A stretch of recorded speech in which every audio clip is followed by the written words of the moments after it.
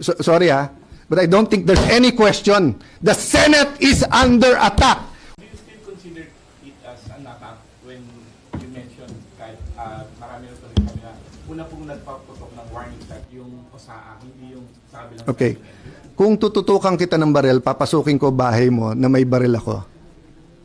Nag-warning shot ka, pinutukan kita pabalik. Is it not an attack? Sorry but I don't think there's any question. The Senate is under attack. Was under attack. All of you, your lives were in danger last night.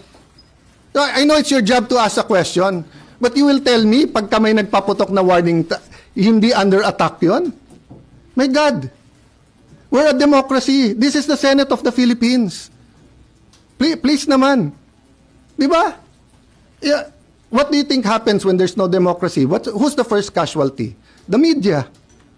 Wala nang media kapag wala. Di ba? Pag sinabing kami muna nagpaputok, umatras sila, or security guard ng GSIS yun, di sabihin nyo, baka ito ay gawa-gawa lang, baka ito ay drama. Pero nagko-focus kami dito, hinihintay namin articles of impeachment, nakita nyo naman lahat ng pangyayari. Napakagaling ko naman mag-orchestrate ng lahat na yan. Kaya kong papuntahin dito mga armadong grupo. You know my history. I've been in government since 1992. Do I have any history of doing that? O sa Taguig, have we done anything like that ever?